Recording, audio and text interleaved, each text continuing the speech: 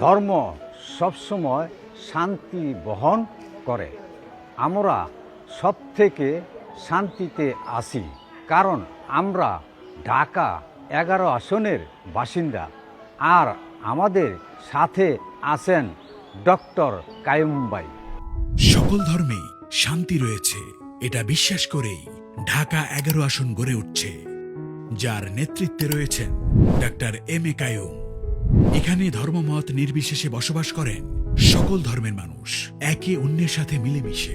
আর এই শান্তি শৃঙ্খলা বন্ধনে যিনি আবদ্ধ করেছেন, তিনি হলেন ঢাকা 11 আসনের আধুনিক রূপকার। এবং তার নেতৃত্বেই গড়ে উঠবে আগামী নগরী, যেখানে ধর্মনিরপেক্ষতাই প্রধান লক্ষ্য। এবারের ভোট দিব কাকে? ডক্টর এম এ কাইয়ুম ভাইকে। এবারের ভোট দিব কাকে? ডক্টর এম এ কাইয়ুম ভাইকে। ভোট দিবা কিসে ধানে